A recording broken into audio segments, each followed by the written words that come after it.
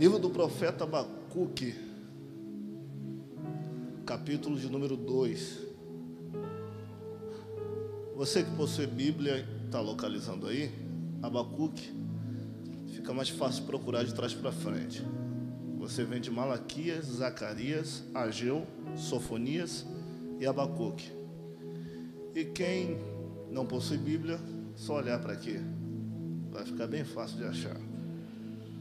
Capítulo 2, que está escrito assim: sobre a minha guarda estarei, e sobre a fortaleza me apresentarei, e vigiarei, para ver o que fala comigo e o que responderei quando eu for arguido. Então o Senhor me respondeu e disse: escreve a visão e torna bem legível sobre tábuas, para que possa ler o que correndo passa. Para que possa ler o que correndo passa. Porque a visão é ainda para o tempo determinado, e até o fim falará e não mentirá. Se tardar, espera-o, porque certamente virá e não tardará. Eis que a sua alma se incha, e não é reta nele, mas o justo viverá pela fé. Eis que a sua alma se incha, e não é reta nele, mas o justo viverá pela fé. Vocês podem se assentar, dando glória a Jesus. Joaquim, é Joaquim, né? Deus abençoe, lembrei de ti. Tamo junto. Olhe para mim durante alguns minutos. O profeta Abacuque foi levantado no período em que a cidade de Judá estava vivendo uma caoticidade espiritual, pois Deus decidiu fazer com que a cidade de Judá sofresse a consequência de seus atos pecaminosos. Abacuque foi levantado no período em que Manassés, o filho de Ezequias, reinava, a saber que foi o pior período que a cidade de Judá viveu espiritualmente falando, pois Abacuque foi levantado aproximadamente no ano 645, 42 anos antes do início do reinado de Manassés e 18 anos antes do ministério de Jeremias. A saber que o período do reinado de Manassés, que foi 42 anos antes de Abacuque, foi o pior período em que a história da Bíblia já vivenciou acerca do estado espiritual da cidade de Judá.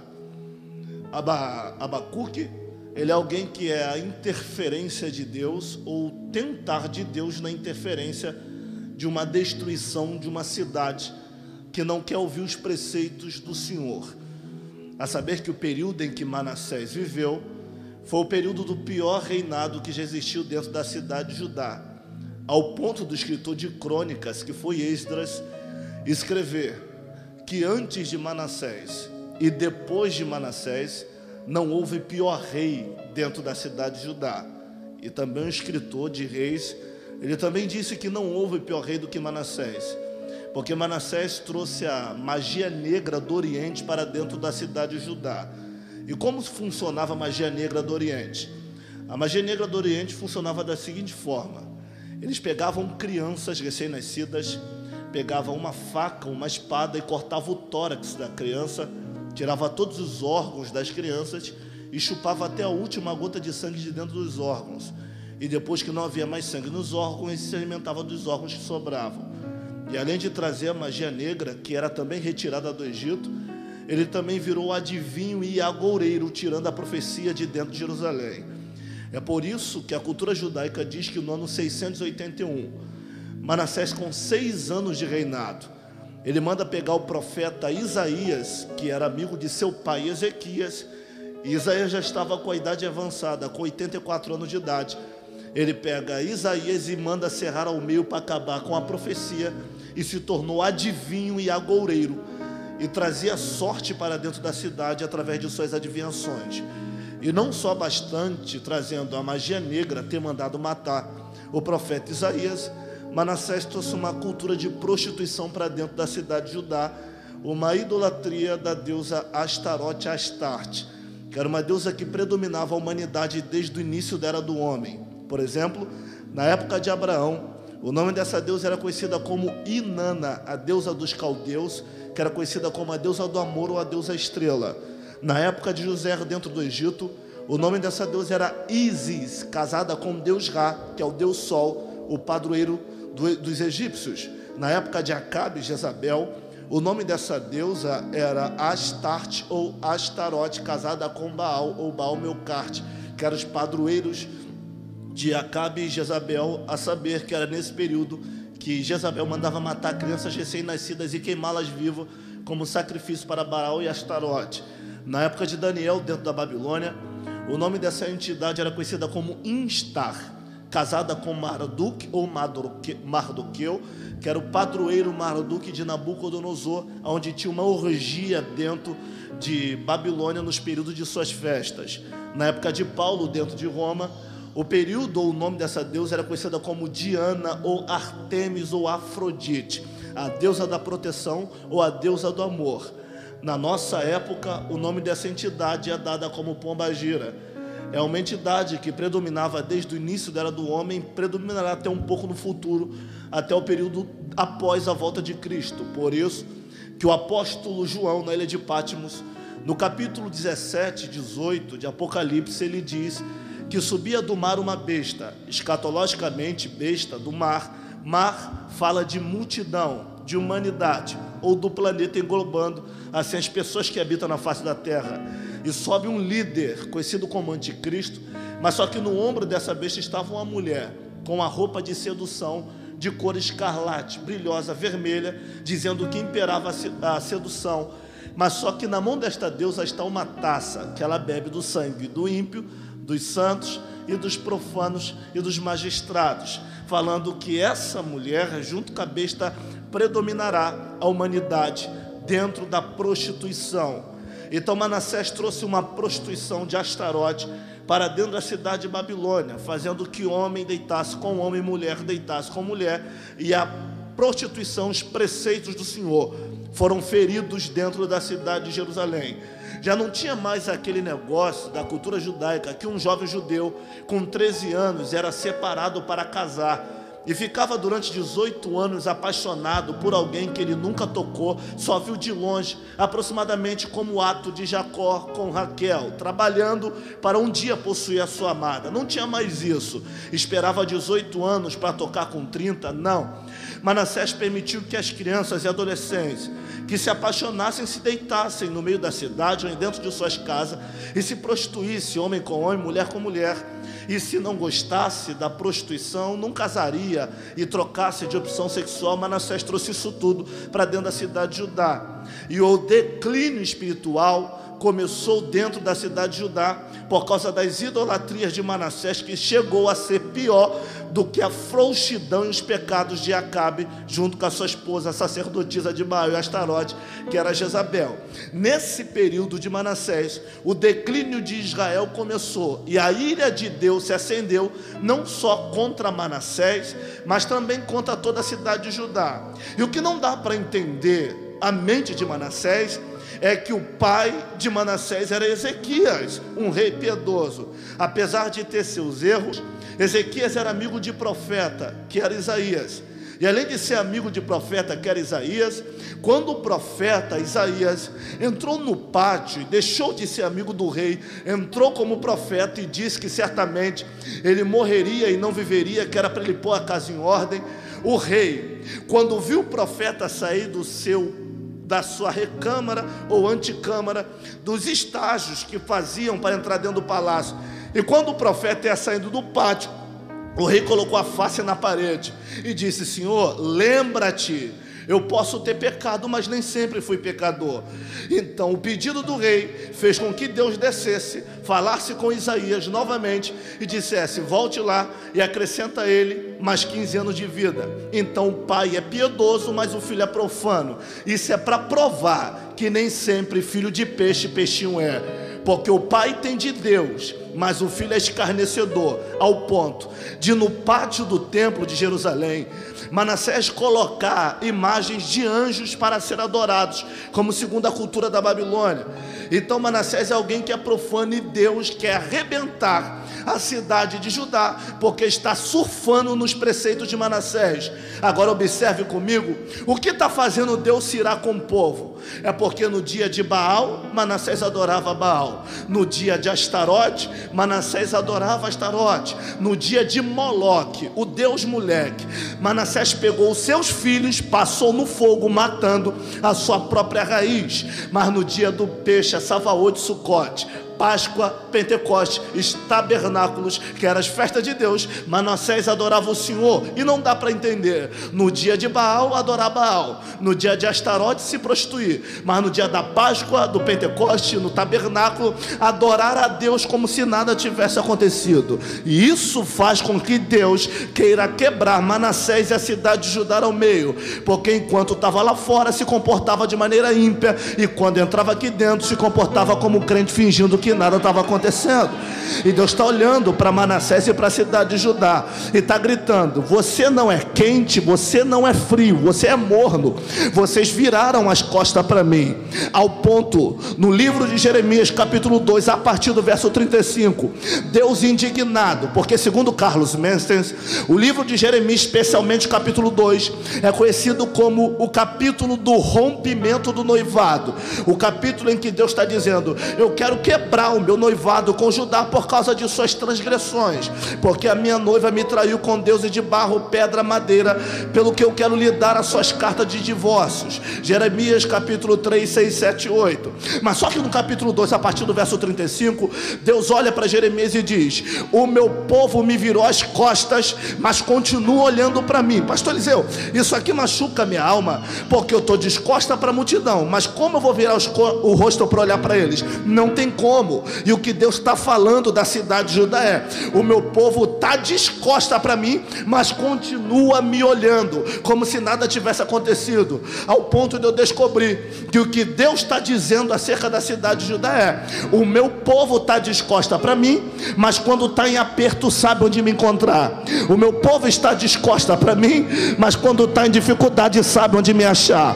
O meu povo está descosta para mim, mas quando a vida deles está torta, eles sabem me encontrar e fingirem que nada está acontecendo. É por causa disso que Deus invade o rio Quebar e grita para Ezequiel e diz: Ezequiel, o povo está à beira do rio Quebar, chorando, pendurando harpa no salgueiro, querendo parar, dizendo que como entoaremos o cântico do Senhor, se lamentando, fazendo drama, porque eu estou castigando o meu povo. Mas eu procurei, Ezequiel 22:30, eu procurei alguém que tapasse os muros e fechasse as brechas, para eu destruir as cidades, mas não encontrei ninguém. Vou repetir: eu procurei alguém que tapasse os muros e fechasse as brechas, para não destruir a cidade, mas não encontrei. Aí eu imagino Ezequiel falando com o Senhor: como o Senhor não encontrou? Aí Deus diz: então vem comigo. Capítulo 8: veio sobre mim a mão do Senhor, me pegou pelo cabelo da minha cabeça e me arrastou ao portão oriental e disse: o que é que tu está vendo, Ezequiel? Um buraco na parede. Então cava o buraco. O que é que tu vê, Ezequiel? Ele diz: vejo uma porta. Então abre a porta. O que é que tu vê, Ezequiel? Ezequiel diz: não é possível. Por que não é possível, Ezequiel? Porque desde os 6 anos de idade, o meu pai Buzi, um dos sacerdotes de dentro de Jerusalém, me apresentou a planilha do templo, e para mim passar pelo Bar Mitzvah com 13 anos, eu tive que aprender sobre o templo em casa. Com 13 anos eu estudei sobre o templo, passei do tempo de 13 a 25 anos, eu passei pela porta oriental várias vezes, e o povo nunca viu, e eu nunca vi esse buraco na parede. Por quê? Aí Deus diz: porque a liderança só queria que você visse o que eles queriam que você visse, e não o que eu queria mostrar. Agora entende porque eu coloquei vocês dentro desse exílio? Quer mais, Ezequiel? Agora você entende o porquê eu estou quebrando a cidade, machucando a cidade? Por quê, Senhor? Porque eu tenho uma aliança eterna com o meu povo, e como a aliança não tem remenda, antes de eu quebrar a aliança com eles, primeiro eu quebro eles. Antes de eu amassar a aliança com eles, primeiro amasso eles. porque eu prefiro uma noiva mancando do meu lado do que uma meretriz inteira lá fora. Eu prefiro a minha noiva mancando aqui dentro do que uma prostituta inteira lá fora. Tá quebrada, mas é minha. Tá amassada, mas é minha. Tá apertada, mas é minha. Tá na crise, mas é minha. Tá na prova, mas é minha. Tá quebrada, mas é minha. É por isso que o diabo fica mais endemoniado quando vê a gente, porque a gente errou na semana inteira, pecou no sábado, vacilou na quinta, aprontou na sexta, errou na segunda. Aí quando o diabo disse: eu duvido eles ir para a DCEP adorar a Jesus, você diz: eu vou quebrado, mas eu vou assim mesmo. Eu vou arrebentado, mas eu vou assim mesmo. Porque quem Deus chamou, Ele não deixa parar. Vai vir quebrado, mas vai funcionar. Vai vir na lona, mas vai funcionar. Você pode dar 30 segundos de glória, que eu estou sentindo o cheiro de Jesus já pairando sobre a DCEP aqui. Essa é a noite que Deus separou para dizer: os processos que a vida lhe permitiu, sou eu quebrando para trazer quem é meu de volta para mim e mostrar para o diabo: se eu que quebrei, quem é que pode trabalhar ou tentar controleiro? Esse é um tempo que Deus está te levantando para te resgatar, para te transformar, para te fortificar. Antes da crise tu queria parar. Se a crise não te matou, se o diabo não te matou, se o coronavírus não te matou, o que é diabo, fofoca, calúnia para poder te parar? Eis que vem surgindo na DCEP um povo revestido de poder, que não teme a morte, porque se você temesse a morte, você não estava aqui. Você está aqui para dizer: eu sei que meu Redentor vive, e por fim ele se levantará ao meu favor. Satanás pode arrumar as tuas malas e se preparar para sair de Piabetá, Duque de Caxias, Saracuruna, Campos Elíseos, porque Jesus desceu e aquilo que não nos matou acabou nos fortalecendo. Se prepara para viver o melhor ano da tua jornada, porque a glória da segunda casa será Urecanese Ramaia Ribinicoma na cheia. Eita, Ribinicanda Ramaia. Eu vou deixar você adorar por 30 segundos para esquentar. Eu quero ouvir você. 29, 28, 20, a nuvem já está aqui. 26, filma isso aí, meu filho. 27, vai, 25, 24, eu tô arrepiado. 23, André, tem um negócio aqui. 22, já tem gente em lágrimas recebendo. Abra a boca. 21, eu vou profetizar para ver se melhora. 20, no lugar da vergonha, Deus vai te dado para honra. 19, parar e ficar de pé e ver de livramento que eu te dou. 18, mil cairão ao teu lado, 10 mil à tua direita, mas você não será atingido. 17, Satanás arruma tuas malas, a igreja vai triunfar. 16, esse será o teu ano. 15, este será o teu ano. Eu vou repetir. 14, este será o teu ano. 13, este será o teu ano. 12, este será o teu ano. Tem gente dizendo que o ano acabou e Deus está gritando aqui: nem que eu faça em 4 meses o que eu faria um ano, mas o que é teu vai chegar nas tuas mãos. Quem pode adorar? Abra a boca.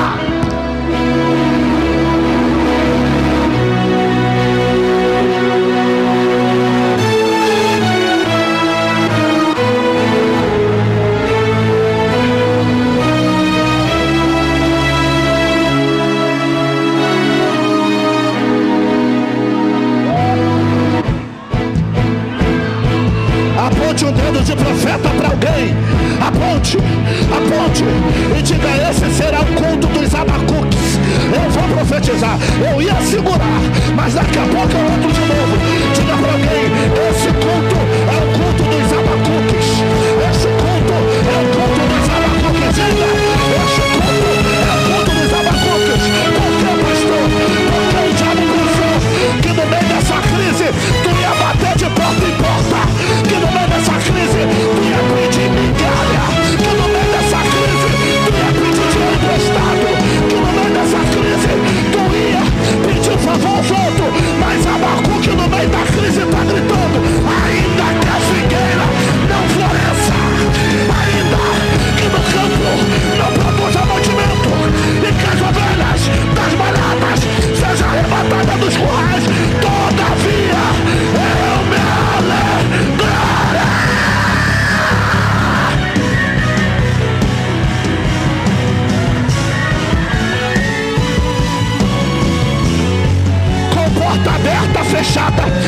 todavia, com dinheiro ou sem dinheiro, todavia, com tudo ou com nada, todavia, porque tu se alegra no Deus da tua salvação, Abacuque. É simples, porque eu entendo que Jesus não precisa fazer, ele já fez, escreveu meu nome no livro da vida, e o que vier a consequência, eu vou morar lá.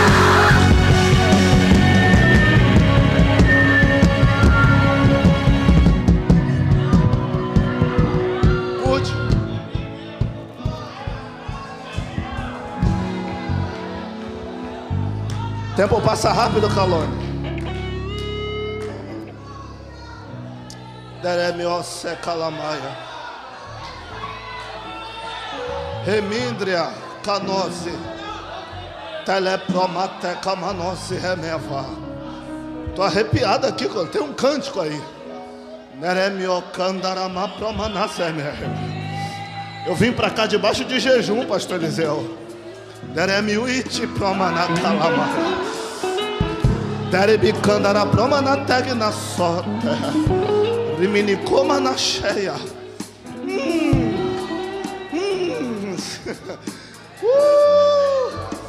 Aleluia, aleluia.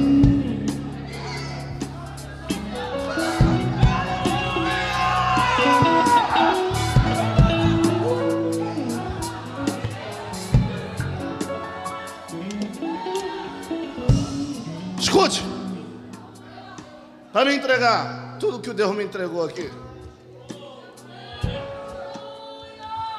Abacuque entra no meio de um Deus irado e uma noiva pecaminosa que mantém uma aparência de perfeita.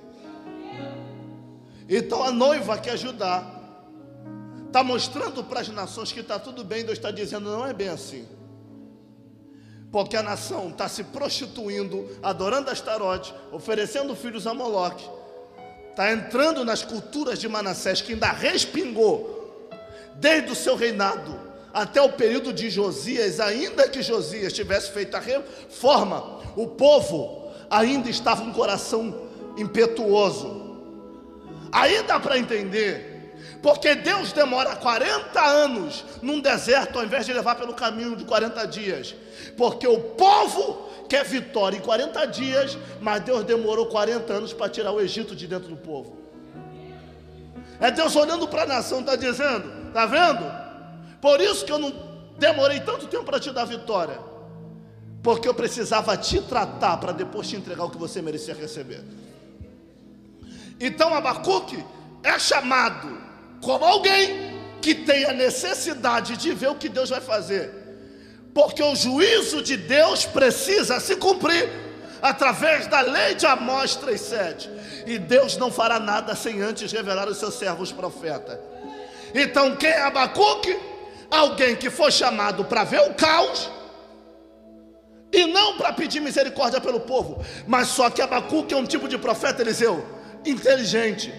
Porque Abacuque, pastor Carlos, é um profeta inteligente. É simples, porque Abacuque foi chamado para pregar contra, e ao invés de pregar contra, ele se une à nação para pedir misericórdia. Por quê? Porque segundo John Bright, Abacuque foi atormentado por visões. Por exemplo, ele andava pela cidade, via todo mundo de roupa branca na Páscoa. Do nada, Deus metia o dedão na mente dele. Ele olhava para a cidade pegando fogo. Ele olhava para as crianças passeando na rua. Do nada, Deus metia o dedão na mente de Abacuque, e o olho dele transformava em visão, e ele via cabeças rolando pelo chão. Por isso que o livro de Abacuque é um livro que Abacuque não se apresenta. Você sabia que na Idade Média, apesar de Abacuque ser um profeta menor pelo tamanho da sua profecia, Abacuque foi um dos profetas mais importantes. Por quê? Porque Abacuque entendeu que a causa da cidade é mais importante que a sua apresentação. Como assim, pastor José? Abacuque é um dos únicos profetas que não se apresenta. Porque para um profeta escritor, falar sua paternidade era importante para o peso da responsabilidade da tua fala. Por exemplo, Ezequiel, filho de Buzi, Jonas, filho de Amitai, Jeremias, filho de Ilquias, e assim sucessivamente. Quanto mais forte o nome do pai, mais o povo dava ouvido ao que o profeta ia falar. Você percebe que Abacuque não apresenta pai, não apresenta mãe. O livro só começa na epígrafe, o peso da visão do profeta Abacuque. E como ele começa reclamando, ele é alguém que está entre a noiva Judá e Deus. O que quer castigar está se sentindo traído. Aí Abacuque diz: até quando eu vou clamar e o Senhor não vai me ouvir? Até quando eu vou gritar violência e o Senhor não vai salvar? Gente, esse termo violência me machucou, porque o livro de Abacuque tem apenas 3 capítulos e menos de 150 versículos. E a palavra violência está escrito 6 vezes no seu livro. Por que a violência está escrito 6 vezes? Porque o termo hebraico de violência é ramais, e ramais significa sangue seguida de morte. O que Abacuque está dizendo: Deus, eu só vejo sangue e morte. Por que o Senhor não quer livrar? Abacuque está intercedendo tanto por alguém que não merece ouvido, que ele é repreendido por Deus. Por que ele está intercedendo porque não merece ouvido? Porque Abacuque é um profeta inteligente. É como ele dissesse para Deus: Deus, era para me se unir a ti e pregar contra o povo, e pregar o juízo como Amós pregou. Mas eu não vou pregar o juízo. Por que não, Abacuque? Porque o que adianta eu profetizar que não vai chover, se para mim também o querite vai secar? O que adianta eu falar que vai ter vírus, se eu também vou ter que usar a máscara? Então que o povo sofrer também respingue em mim. Então, ao invés de clamar sentença, eu prefiro pedir misericórdia. E a misericórdia que ele pede é tão abusiva que ele ultrapassa os limites em seu pedido. Quer ver? Abacuque 1:13, ele diz: Senhor, será que tu é tão puro de olhos que não pode ver o mal?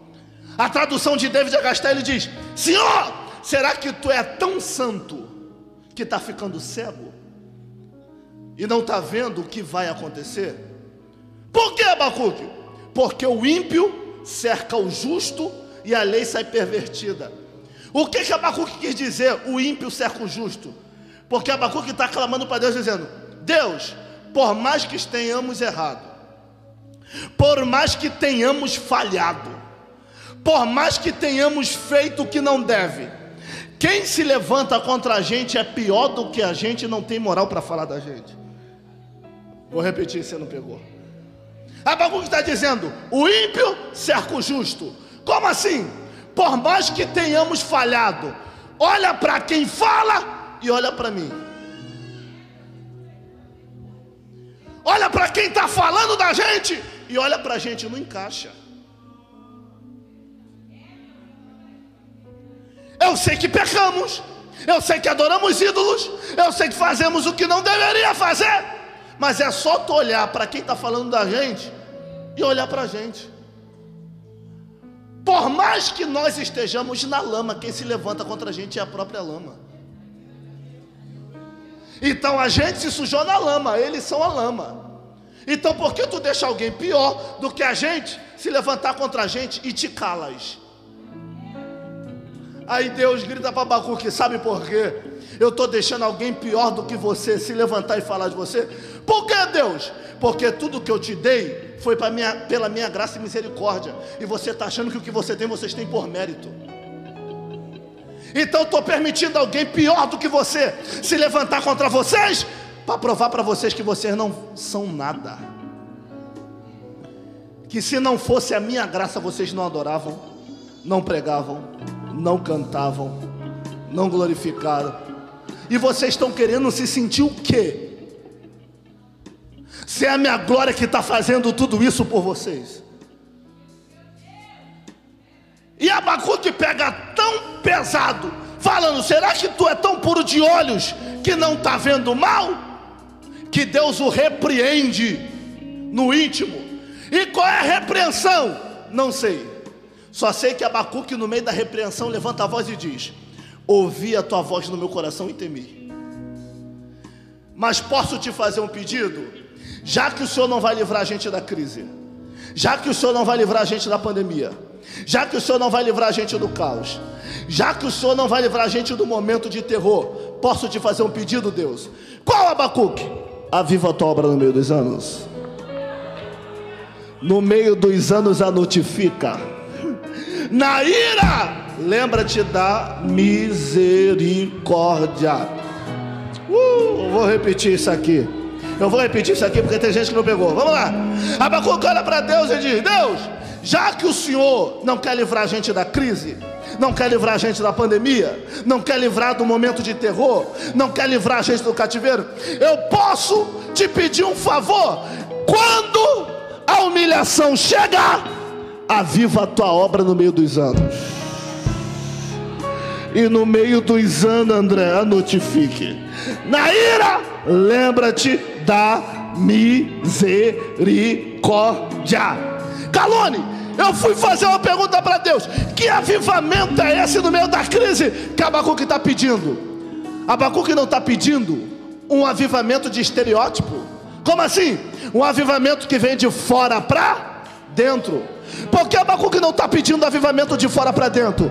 Porque eu vi gente, antes da pandemia, marchar, pular, rodar, profetizar, falar em mistério, falar que viu o demônio caindo, falar que viu o céu aberto, e quando a pandemia chegou, ficou com medo de encostar nos outros.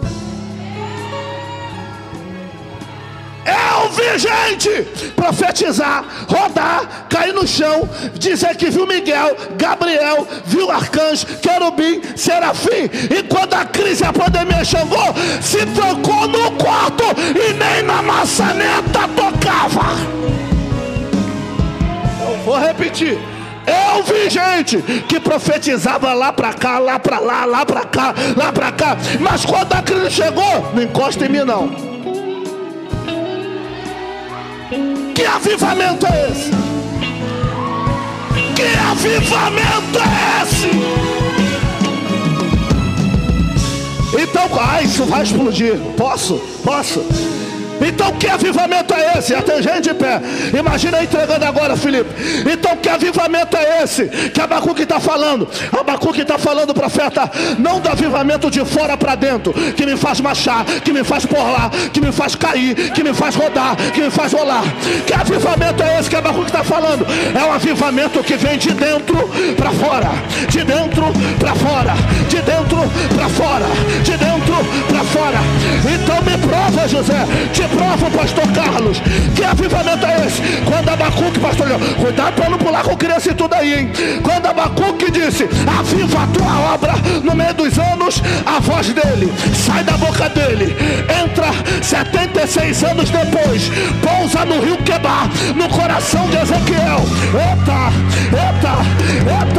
e nem entregou ainda, arrepiou aí, aqui também, pousa no, segura a bateria, pousa no coração de Ezequiel e prepara para ouvir o que Deus vai falar. O que? 9 horas da manhã, Deus acorda Ezequiel e diz: Ezequiel, arrancarei o desejo dos seus olhos como um golpe, mas faz um favor, não chora, não faças luto, não come o pão do luto. Como assim não come o pão do luto? Porque pra gente, se alguém morre, Felipe, é costume dizer meu sentimento, mas para o judeu não. Morreu, prepara leite, prepara pão, prepara lentilha, prepara vinho, prepara mel e coloca na porta dele. Aí Deus olha para Ezequiel e diz: não anda descalço, não aceita o pão do luto. Por que, Deus? Porque quando alguém dizer meu sentimento, você diz: tá tranquilo, tô bem, não precisa de pão. Por que, Deus? Engole o teu choro. Quando foi 5 horas da tarde, um soldado no ano 586 chegou dentro do rio Quebar e disse: a Babilônia acabou de sair de Jerusalém, morreu tua mulher, matou todo mundo. E sabe quem era a mulher de Ezequiel? A último parente que ele tinha vivo, a última pessoa que ele podia, André, chamar de amor, e não tinha ninguém. Aí Deus olhou para ele e falou: não chora, vai perder, mas não faças luto, vai perder, mas não para. Por que não? Olha para o rio Quebar, é uma colônia de 6.000 pessoas, Ezequiel. Sabe quem é o pastor presidente? Você. Sabe quem é o líder? Você. Sabe quem é a casa espiritual? Você. Agora entendeu por que tu não pode pode chorar, Ezequiel? Porque se tu parar, 6.000 vai parar também. Se tu desistir, 6.000 vai desistir também. O problema não é querer parar. O problema é quem minha queda vai influenciar. É Deus dizendo: Ezequiel, tu não é meu xodózinho. Ezequiel, tu não é meu bebezinho. Então por que tu não me deixa parar? É porque tem alguém que não pode parar por causa de você. Eu vou repetir para você dar um salto dessa cadeira. O problema não é você desviar. Então por que Deus não me deixa desviar? É porque tem alguém que por causa de você não pode desviar. O problema não é você sair da igreja. O problema é que se você sair, vai ter gente que vai sair também. É Deus dizendo: agora entendeu por que eu não te deixo parar? Por que, Ezequiel? Porque quem é escolhido não tem direito de escolha, meu filho. Não tem. Eu vou mais fundo, bem baixinho. Eu vou mais fundo pra tu dar um pulo aí e agarrar esse teto. Como assim? Não reparou?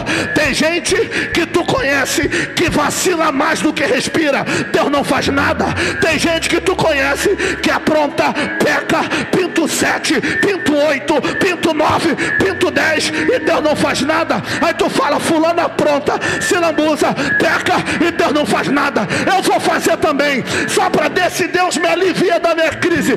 Tu só pensa em fazer, a mão desce, te quebra, te amassa, te humilha. Aí tu diz: Deus, porque fulano faz e não dá em nada? Eu só pensei em fazer, o Senhor me quebrou. Aí Deus diz: porque para fulano que faz, lei de Adão. Qual é a lei de Adão? Crescer e multiplicar. Nasceu por consequência da vida. E para você, porque Deus não te deixa fazer? Porque para você, lei de Jeremias: antes que eu te formasse no ventre eu te conheci. Antes que tu saísse da madre, eu te santifiquei. E as nações eu te dei por profeta. Não tem pra onde fugir. Se tu for pro mar, ele manda peixe te engolir. Se tu for pro monte, ele manda corvo te achar. Se tu for pra caverna, ele grita: o que fazes aqui, Elias? A mão sabe onde te encontrar. Ao invés de parar, aceita que dói menos. A chamada tá no DNA.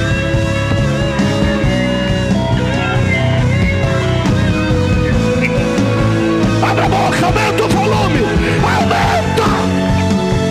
E me encanta na macheia.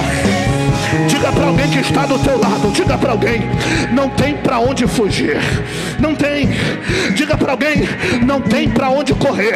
A chamada vai atrás de você. Calone, tu vai gostar disso. A chamada vai atrás de você. Por que, José? A chamada vai atrás de mim. Sabe por quê?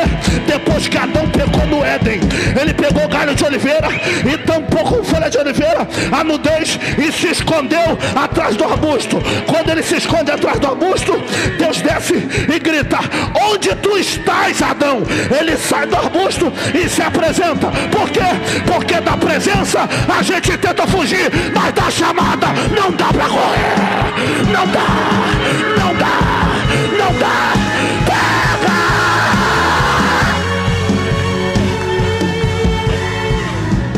Só quem tem chamada levanta as duas mãos. Uma mão é pouca, levanta as duas.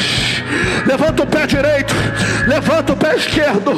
Diga para esse irmão: não adianta tentar fugir. Deus sabe onde te encontrar.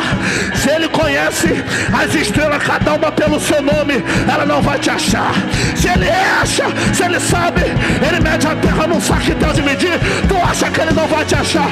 Meu filho, ao invés de querer parar, se renda. Senão Ele te pega pelo cabelo, te arrasta e diz: eu não te tirei daquele pagode à toa, eu não te tirei daquele funk à toa, eu não te tirei da prostituição. Tu é meu, Satanás não toca no fim. Ai, rimini comana canara pamana tarigita, rimini canara pamana ré, rimini comana chá, rimini canara pamana tá, rimini canara pamana, rimini comana, rimini canara, rimini pamana. Receba, pega. Cadê os adecepianos? Olha agora.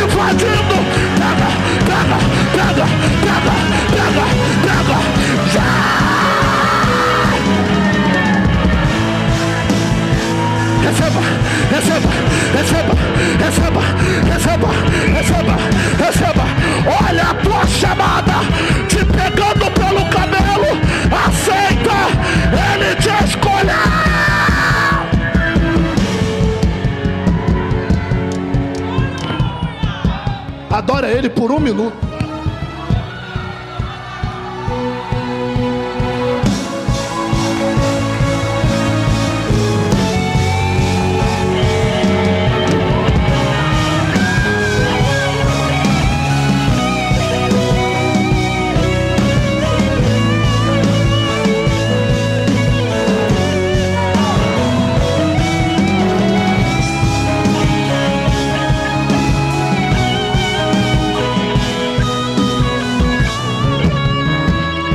Para alguém que está do seu lado, não tem para onde correr. A chamada sabe onde te encontrar. Pastora Tatiane, já tentamos fugir, já tentamos parar, já tentou entregar a igreja, já tentou fazer tudo, mas não dá. Não dá, não dá, não dá. Pastor, se não dá para fugir, como eu sobrevivo no caos? Simples. Aprenda a sobreviver no meio da tempestade. Vou falar não. Pastor, irmão, isso aqui é para tu dar um pulo aí. Então, já que Deus não vai nos livrar do caos, o que fazemos nele? Aprenda a sobreviver. Por que Deus não vai livrar do caos? Porque Deus precisa apertar a humanidade para trazer o que é dele. Eu nunca vi tanta gente num período difícil aceitar Jesus. É 40 almas por live, é 40 almas pessoalmente. Igreja aqui, perto de casa, que eu nunca vi, dá 30 pessoas. Está dando 120 com gente na rua. A praça do Olavo Bilac, onde eu moro, só tem pagode, funk e forró. Depois dessa pandemia, é culto. Gente lota toda a praça, mais do que quando tinha baile funk. Aí Deus disse, entendeu? Porque eu estou arrochando a cidade, estou arrochando o país. É para trazer os que são meus de volta. Mas e quem não tem nada a ver com isso? Aprenda a sobreviver na tempestade. Já que Deus não vai livrar, essa é para tu, Calone. Eu tenho que aprender a sobreviver? Me prova. Claro. Gideão estava malhando trigo no lagar. Mas lagar é lugar de malhar trigo, gente? Não. Lugar de malhar trigo é na eira. Então por quê? Ele não está na eira, está no lagar. Porque quem Deus levantou para corrigir o povo é os midianitas. Sabe quem são os midianitas? Filhos de Abraão com Quetura. Os midianitas são alguém que nasceu de Midian, um dos filhos de Abraão. Tem promessa, mas só que Abraão não quer perto de Isaac aquilo que pode atrapalhar o que Deus tem para Isaac. Então os filhos de Quetura são afastados de Isaac. E o que Midian faz? Vai habitar no deserto.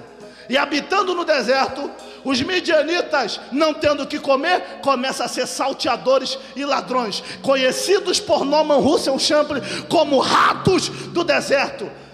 E pecar contra Deus traz uma inversão de valores tão grande que o povo camponês, que é Israel, está abrindo buraco para viver. E os ratos estão comendo no campo.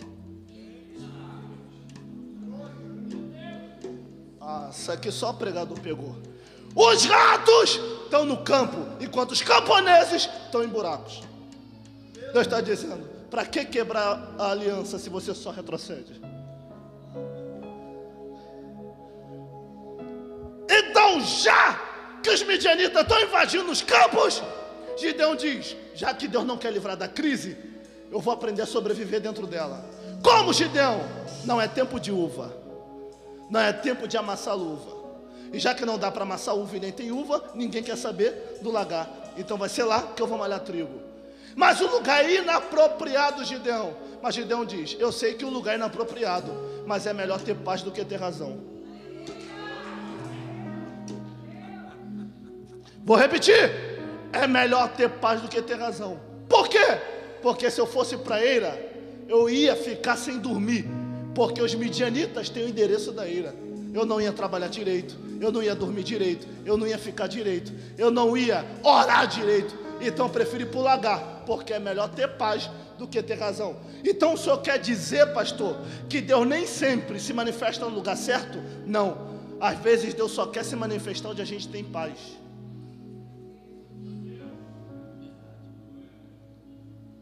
Oh glória, Deus só quer se manifestar onde a gente tem paz. Se o lugar pode até ser errado, como diz errado, pode até ser inapropriado, Mas Deus está dizendo, eu não quero me manifestar onde você acha que é o lugar certo. Eu só quero me manifestar na tua vida onde você tem paz. Me prova. Largar o lugar inapropriado. Mas o anjo desce e disse, varão valoroso. Então me prova que Deus só quer se manifestar onde eu tenho paz. Então pega isso aqui para toda a glória. Se Deus só se manifestasse no lugar certo, o anjo não aparecia em Atos 12 na prisão. 4 quaternos de soldados, de 3 em 3 horas, mudando o turno para ninguém se cansar. 2 soldados dentro da prisão, 2 fora. E sem contar que a prisão era um cubículo. Ainda tinha 2 soldados do lado dentro, com uma espada apontada dizendo, se ele bobear, eu mato ele. E Pedro estava fazendo o quê? Dormindo. Porque Pedro aprendeu a encontrar paz no meio do caos. Então me prova, pastor José, que Deus só quer se manifestar aonde eu tenho paz. Claro, Jesus foi assunto ao céu. Os discípulos dentro do cenáculo, amedrontados, oprimidos, falando, Roma vai qualquer hora invadir, matar a gente, porque a gente é a cara de Jesus. Eles trancam porta, André, trancam janela, se escondem e ficam amedrontados. E Jesus está dizendo, eu quero entrar. Mas eles estão amedrontados. Então o que Jesus faz? Desce em corpo glorificado, atravessa a parede. E qual é a primeira palavra? Paz seja convosco. Você não pegou isso aqui? Discípulos amedrontados, dizendo, vamos morrer. Jesus entra, atravessa a parede e grita, paz seja convosco. Paz seja convosco. Paz seja convosco. Por que, Jesus? Porque eu não me manifesto na vida de quem não encontra paz no meio da tempestade. Pastor, o senhor não me convenceu que Deus só se manifestou para Gideão porque ele tinha paz. Então lê Juízes 6:23. Que ele disse, ao fim o anjo do Senhor, certamente eu morrerei. O Senhor desce e fala para Gideão, paz seja contigo, não morrerás. Aí eu fui estudar o original, paz continue contigo.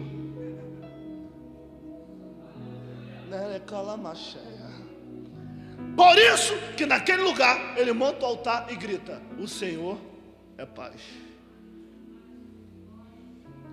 Por isso que o diabo tenta te enlouquecer. Não reparou? Nesse período, o que aumentou no Brasil? Crise de ansiedade, ao ponto de ficar nas estatísticas de doença. E crise de ansiedade, gente, não é doença de corpo, é doença mental, que só você pode criar dentro de você. Então o que o diabo quer? É te desestabilizar para te tirar? Você não quer. Me prova então, irmão. Jesus andou quantas vezes por cima das águas? Quantas vezes?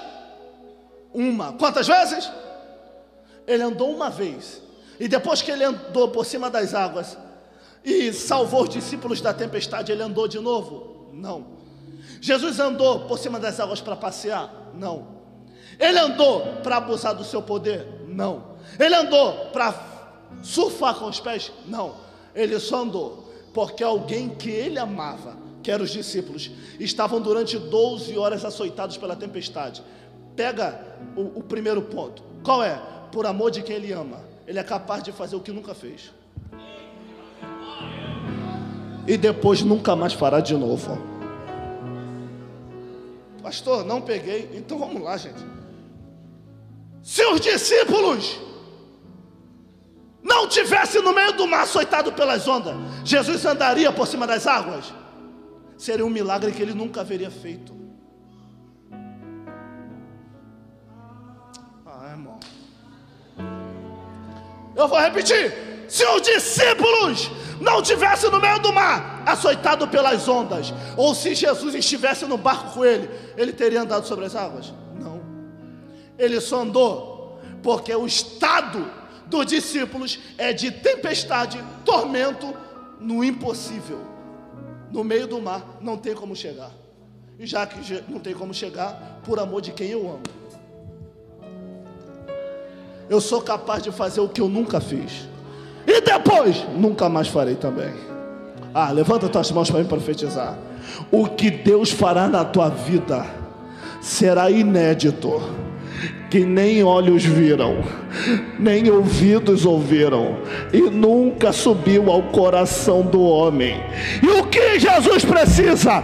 Quando ele vem andando sobre as águas, ele para uma distância e não continua andando. Ele para e diz: não temas, sou eu. Por quê? Porque para mim entrar no teu barco e fazer milagre, primeiro você tem que perder o medo. Jesus está dizendo: enquanto tu não aprender a ter paz na tempestade, eu não posso mudar a história da tua vida. Então pega o que eu venho profetizar para a tua vida. Não interessa quem fala de você, só não perca a paz. Não interessa quem te odeia, só não perca a paz. Não interessa quem quer tirar a tua paz, só não perca ela. Porque Jesus está dizendo: enquanto você tem equilíbrio na tempestade, eu se levanto para mudar a tua história. Por quê? O Senhor vai mudar a minha história porque tu acha que Ele te fez um sobrevivente à toa? Quer ver? Tem gente mais forte do que você que na tua crise parou. Tem gente mais forte do que você que na tua luta desviou. Tem gente mais forte do que você que na tua prova se matou, largou a família. Tem gente mais forte do que você que na tua crise largou a casa, saiu da igreja, desviou. E o diabo diz: ele passa por crise, passa por calúnias, passa por adversidade, porque eles não param. Aí Deus se levanta do trono e diz: Satanás, sabe por que eles não param? Porque o meu poder se aperfeiçoa na fraqueza deles. O meu poder se aperfeiçoa na fraqueza deles. Então pega isso, José: porque Deus me escolheu se eu erro tanto? Porque Deus me chamou se eu falho tanto? Aí Deus diz: sabe por que eu te chamei mesmo errando? Porque se eu precisasse de herói, eu dava vida para Superman, meu filho. Se eu precisasse de herói, eu dava vida para Mulher Maravilha. Como eu não preciso de heróis, eu pego o pobre do monturo necessitado e boto para sentar no meio dos príncipes. Pega essa: o diabo pensou que a sua história seria falida, mas tu é ferramenta, surpresa de Deus, meu filho, para abalar a história do diabo contra a tua casa. Porque o que Deus tem para a tua vida é inédito. Quem acredita nesta palavra, faz o barulho que o diabo odeia. Estenda tuas mãos, que eu encerro. Estenda tuas mãos para cima. Estenda tuas mãos. Diga: o que Deus tem para mim é inédito, e essa crise vai passar. Me prova. Deus chama Abacuque no capítulo 2, de mãos estendidas. Isso é profecia para a tua vida. Deus chama Abacuque no capítulo 2 e grita: escreva em tábuas bem legíveis o que correndo passa. Escreva em tábuas bem legíveis o que correndo passa. Repito: escreva em tábuas bem legíveis o que correndo passa. Como assim, Abacuque? Como assim, Senhor? Escreva em tábuas bem legíveis o que correndo passa. O que Deus está querendo dizer Abacuque: a crise vai vir, mas vai passar correndo. A crise vai vir, mas vai passar correndo. Repito: a crise vai vir, mas vai passar correndo. Eu profetizo na tua vida que essa fase ruim que você está vivendo vai passar correndo. E quando a glória de Deus começar a se cumprir na tua vida, se prepara para o culto de ação de graça. Eu vou dizer: se prepara para o culto de ação de graça. Por quê, pastor? Porque o diabo vai passar vergonha. Porque era para tu estar morta, era para tu ter parado, e era para tu ter desviado. E tá você aqui mais vivo do que nunca, mais forte como nunca, orando como nunca. Engole essa, Satanás. Um novo tempo está chegando para nossa casa. Você não pegou. Não sei se você vai pegar de pé, se você vai pegar sentado, ou se você vai levar a mão, mas eu vou dizer: um novo tempo vai chegar para a tua vida, e quem não viu verá. Deus vai honrar a tua casa, Deus vai cumprir a promessa, o milagre vai acontecer. Quem acredita, abre a boca. Fica de pé, de pé, de pé.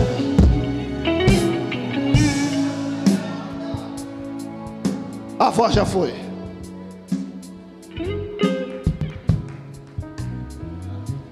Calamacheia, Garemahaia, Nebenecandaramaia,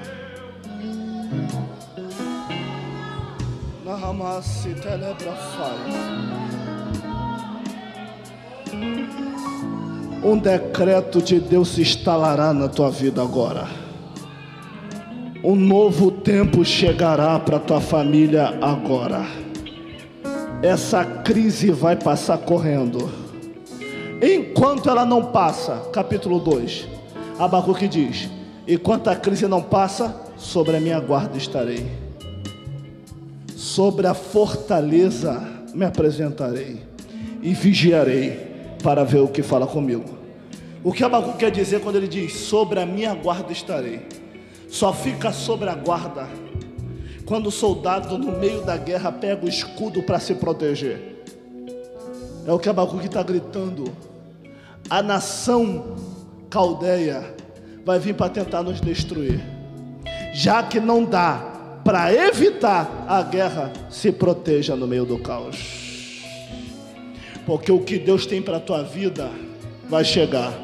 Esta guerra vai passar e você cantará o hino da vitória para a glória do nome do Senhor. Essa crise vai passar correndo. Pega uma coisa para mim orar agora por você. Se Deus sabia que Abacuque ia pedir misericórdia ao invés de pregar contra, por que Deus chama Abacuque? Sabe por quê? Porque o nome Abacuque vem do assírio Abacuco, que significa planta aromática que nasce no deserto. É Deus dizendo: Abacuque, eu te chamei porque você é um perfume no meio do caos. Mas só que no termo hebraico o nome de Abacuque é Ambak, que significa abraço amoroso. E ajuntando os dois significados, o nome dele é perfume que abraça. Agora entendeu por que não dá para Abacuque pregar contra? Por que, José? Porque cada um dá o que tem. Se Abacuque foi chamado para abraçar, não tem como ele matar.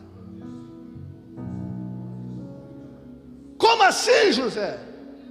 Então pega isso aqui. Não tem como ele pregar contra se ele foi chamado para abraçar. Agora dá para entender? Porque você fala: gente, Senhor, gente só me trai, me engana, mente para mim, fala mal de mim, eu ainda estou lá ajudando, não por falsidade. Mas por que então? Porque cada um dá o que tem. Não se torne amargo por causa de gente amarga. Mude de ambiente, mas não perca o propósito. E se te abandonarem? Siga a regra de 1ª Epístola de João 2,19. Qual? Estava entre nós, mas não era dos nossos. Se fosse dos nossos, ficava conosco. Já que não ficou, é para se manifestar que nem todos são de nós. Como assim? Estava contigo, mas não era teu.